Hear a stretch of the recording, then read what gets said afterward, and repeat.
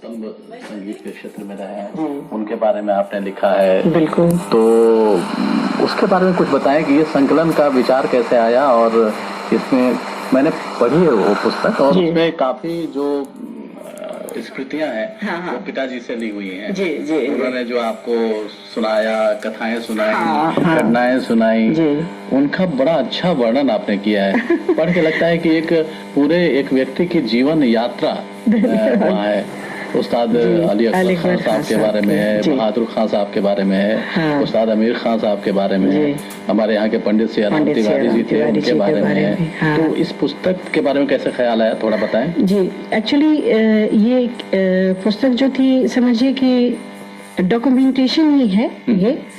और पंडित सियाराम तिवारी जी, उनकी जीवनी, उनसे जीवन से जुड़ी हुई जो बातें मैंने लिखी इसमें, उन पर ये कह सकते हैं कि ये पहली किताब है। ये क्योंकि अभी तक उन पर ऐसी जो भी उनके जीवन की जुड़ी बातें थी, लोग रिकॉर्डिंग है आकाशवाणी में, उनके रागों की रिकॉर्डिंग है, लेकिन उनकी जीवन के लिए क्या है। जी जी जी, बिल्कुल जी। मेरा ये था कि इसमें हमने जो शुरू किया है, ये आइडिया लिया कि 4 कलाकारों के बारे में लिखूं और जीवन उनका पूरा जीवन वृत्तांत डालूं उसमें। जीवन वृत्तांत डालने के पहले के पीछे मेरी मंशा ये थी, ये कलाकार जो थे बिहार में बहुत ही लोकप्रिय रहे, और मुझे लगता है दूसरे राज्यों की बनस्पत बिहार में सबसे ज्यादा इन लोगों ने कार्यक्रम किया।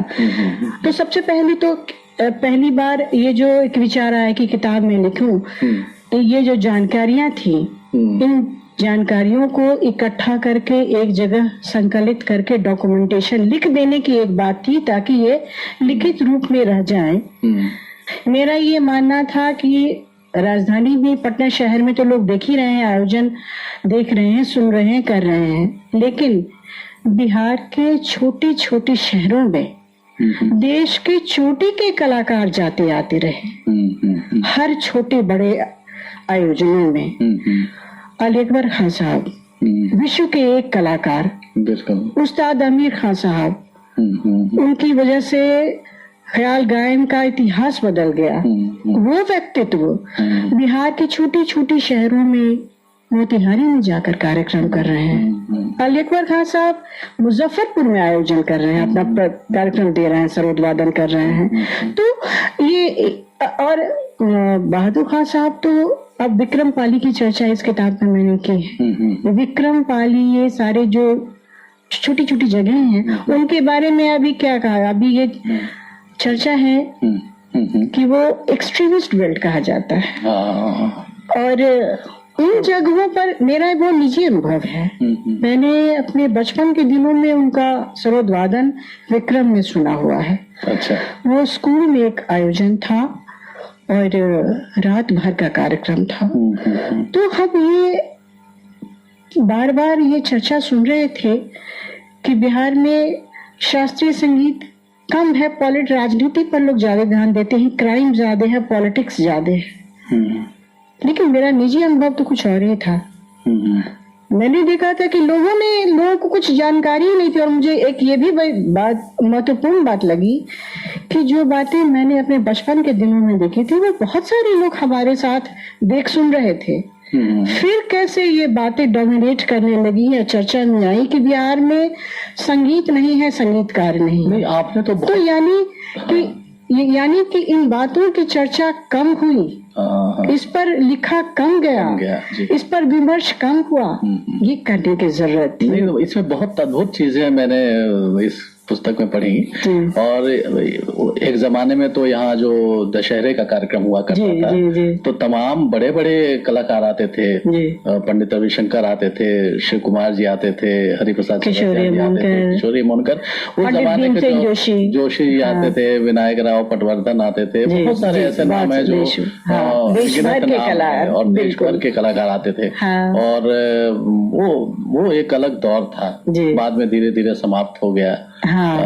तो वो दौर, उस दौर का आपने जिक्र किया है और कई मनोरंजक घटनाओं का जिक्र आपने किया है। कैसे दो बड़े उस्ताद आपस में अगर उन्हें नहीं बनती थी या कुछ प्रतियोगिता होती तो बड़ी स्वस्थ प्रतियोगिताएं होती थी। हाँ, बिल्कुल स्वस्थ प्रतियोगिता थी। वो एक दौर, वो सारी जो बातें चर्चाएं जो होती रही शहर में, अपने शहर में, और जो घटनाएं होती रही, मुझे लगा कि वो जो जिस घटना की चर्चा आप कर रहे हैं और जो मैंने इस किताब में लिखी, और उस्ताद बड़े गुलाम अली खान साहब की बात, जी जी, वो बहुत मतलब कि कहिए कि मेमोरेबल एक इवेंट था। उन्होंने एक ही राग को पकड़ के उन्होंने कहा कि अच्छा इसी राग को मैं प्रस्तुत करता हूं। बिल्कुल बिल्कुल, मालकौन शायद था वो राग। बिल्कुल, ये रागों की देखिए कलाकारों के आपस की प्रतिद्वंद्विता होती है और एक बहुत स्वस्थ परंपरा है। इसमें सारे कलाकारों का विकास ही होता है। उस वक्त मैं मौजूद नहीं थी और इस घटना की चर्चा मेरे पिताजी ने की थी। ये देश का दूसरा संगीत नाटक अकेडमी का आयोजन था पटना शहर में। ये बड़े गर्व की बात थी हमारे बिहार के लिए कि देश में संगीत नाटक अकेडमी का पहला आयोजन दिल्ली में हुआ और दूसरा पटना शहर में आयोजन हुआ। ये बातें कहीं अगर मैं लिखकर नहीं रखूं तो अभी जो पिताजी ने जो मुझे ये जो बातें बताई वो कहीं इस शहर में ये हुई या नहीं हुई किसी को मालूम नहीं होती। ये बातें मतलब बहुत अद्भुत बातें मुझे परिचित होने का मौका मिला आपके इस लेखनी के माध्यम से। तो आपको मतलब आपके प्रति आभार प्रकट करना चाहता हूँ। इसमें आकाशवाणी पटना केंद्र का जिक्र है। इसमें एक जगह आपने जिक्र अली अकबर खान साहब के सरोद वादन का किया है, फिर पंडित रविशंकर के सितार वादन, अलाउद्दीन खान साहब का ही आयोजन हुआ था। आपका जो फतवा ट्रांसमिशन का जो उद्घाटन था पटना में, उस उद्घाटन में जो आकाशवाणी में कार्यक्रम हुआ वो यहाँ के उस उद्घाटन कार्यक्रम में बजाते उनको अलाउद्दीन खान साहब को आमंत्रित किया गया था और 3 सत्र में उनकी रिकॉर्डिंग की गई थी। तो ये सब आकाशवाणी पटना के लिए एक गौरव जी। हाँ, ये डॉक्यूमेंटेशन हो गया, डॉक्यूमेंटेशन होने से और ये इस पर एक मुहर लग गई। जी जी जी, बिल्कुल। पंडित रविशंकर का आपने जिक्र किया कि उनका एक वाद्य वृंद हुआ करता था। हाँ, तो आकाशवाणी का पहला वाद्य वृंद था। तो ऐसी कई चीजें हैं। और रीना जी, एक चीज और अद्भुत लगती है आपके साथ, वो ये लगती है कि आमतौर से संगीत परंपरा का, गायन का या वादन का, इन शैलियों का हस्तांतरण अगली पीढ़ी में होता है जी। लेकिन आपके केस में आपके पिताजी के साथ स्मृतियों का हस्तांतरण है। ये बड़ी अद्भुत बात मुझे लग रही है। स्मृतियों का हस्तांतरण यानी पिताजी ने जो आंखों देखी घटनाएं सुनाई जी और उसको आपने लिपिबद्ध किया जी, ये बहुत अद्भुत है। धन्यवाद।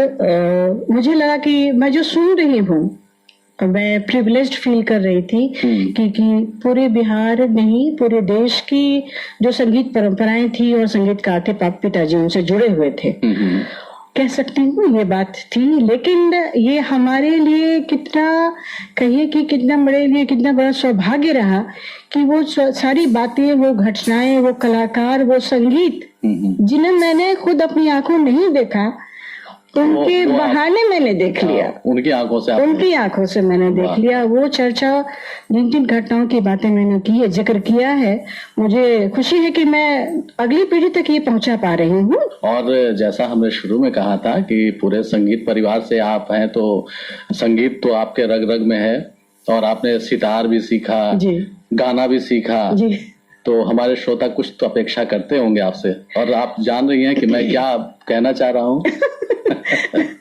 इन दिनों तो राग अभ्यास थोड़ा रुका ही हुआ है क्योंकि अखबार की अपनी ही मतलब जरूरतें होती हैं, आवश्यकताएं होती हैं, उनके अपने अनुशासन नियम है और दिनचर्या ही बदल गई। वेदना थोड़ी वहाँ शुष्क हो जाती है अखबार में जाके। हाँ, नहीं, संवेदनाएं तो रह ही जाती हैं क्योंकि हम दूसरे बहुत सारे सेंसिटिव इश्यूज कवर कर ले रहे हैं। अभी दूसरे विषयों पे थोड़ा राग अपने स्वर का अभ्यास कम हो जाता है। चलिए, कोई बात नहीं है, फिर भी हमारे श्रोता कुछ सुनना चाहेंगे आपसे। पिताजी को पुराने गाने भी बहुत पसंद थे।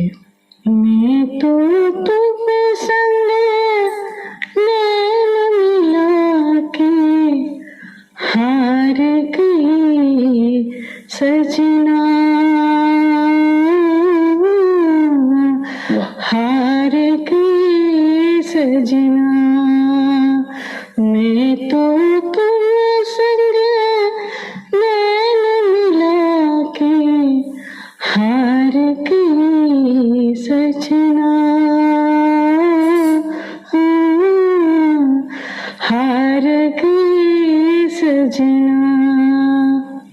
क्या बात है, क्या बात है।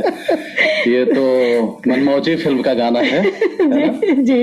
और बड़ा ही लोकप्रिय गाना है अपने जमाने का क्यों, आज का भी। हाँ। और हर जमाने में ऐसे हाँ, गाने, सुर तो हर समय के लिए है, सुर हर समय के लिए। लेकिन आप बहुत अच्छा गाती हैं, ऐसा कुछ नहीं है, आप इसको अभ्यास आप करके नहीं, जरूर जरूर हमारे जरूर श्रोताओं को भी पसंद आया होगा। और रीना जी, आपसे बात करके यहाँ इतनी सारी बातें हुई आपसे, लेकिन लगता है कि तब भी बहुत सारी बातें रह गई। नहीं, बिल्कुल बिल्कुल। लेकिन उसको फिर हम पूरी करेंगे आगे आने वाले समय में, आपके साथ फिर मुलाकात होगी। आप हमारे यहाँ आए, इसके लिए बहुत बहुत धन्यवाद आपका। धन्यवाद सिन्हा साहब।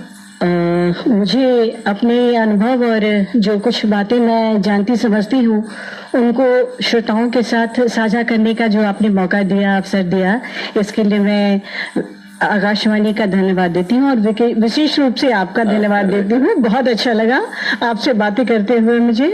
मैं फिर आना चाहूंगी और श्रोताओं को मेरा नमस्कार। नमस्कार। नमस्कार।